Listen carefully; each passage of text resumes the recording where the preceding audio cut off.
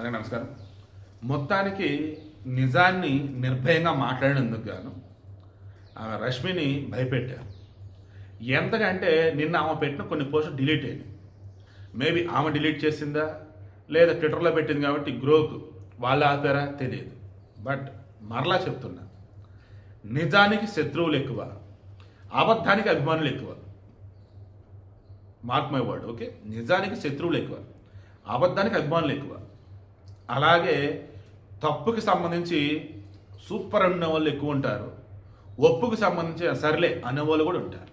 నిన్న ఆ అమ్మాయి రష్మి ఏమన్నదండి, ప్రశాంతంగా భారతదేశంలో ఉన్నటువంటి ప్రజలంతా కూడా బతుకుతూ ఉంటే అక్కడ ఎవడనో చంపితే వాడు వచ్చేసి ఆ దేశంలో ఉన్నటువంటి ప్రజలని ఆడవారిని హింసిస్తూ ఉన్నాడు.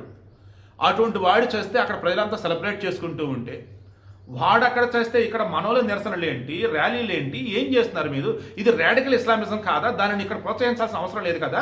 మోదీ గారు వీరిని పంపించండి, హ్యాపీగా అడిగి యుద్ధం చేస్తారంట, ఇరాన్ని కాపాడతారంట, ఎందుకంటే మన దేశంలో అని చెప్పేసి అంతే.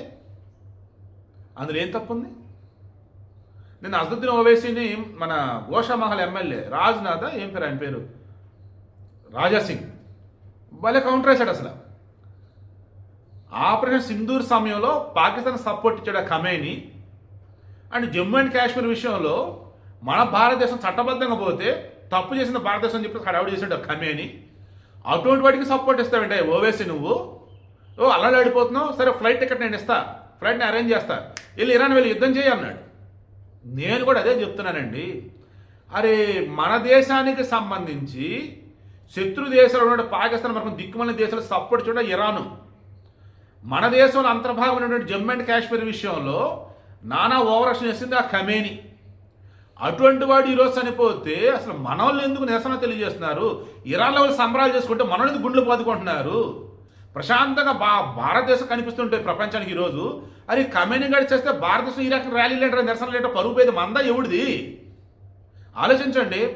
ఆ అమ్మాయి భయపడితే భయపడి ఉండొచ్చు, లేదంటే అందరు రిపోర్ట్లు కొడితే పోస్టులు తీసేసి ఉండొచ్చు వాళ్ళు ప్లాట్ఫామ్. బట్ క్రాస్ చెక్ చేసుకోండి. నా భారతదేశంలో ప్రశాంతంగా పోతున్న ముస్లింలారా ఆలోచించండి. మనకెందుకు చెప్పండి వేరే దేశాలవి?